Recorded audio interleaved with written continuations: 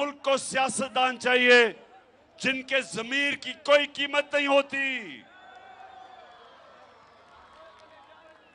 अच्छा टैक्सला, मैं सबसे पहले तो मैं जरा आज इस अमरीकी इंपोर्टेड उनके गुलामों की हुकूमत को एक मैसेज पहुंचाना चाहता हूं। ये दूसरी दफा मेरे घर पुलिस भेजी है, बल्कि तीसरी दफा।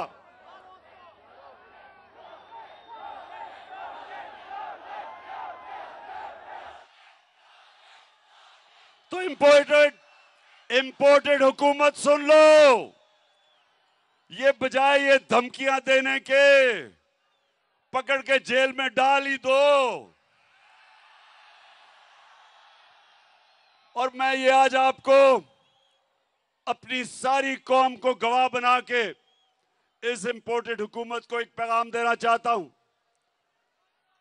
कि इस मुल्क में जो हकीकी आजादी की तहरीक चल पड़ी है, तुम जितने मर्जी लोगों को जेलों में डालोगे, तुम्हारे पास इतने जेल नहीं। कौम तैयार है, मैं भी तैयार हूं, जेलों के लिए मेरी कौम भी तैयार है। ना हमें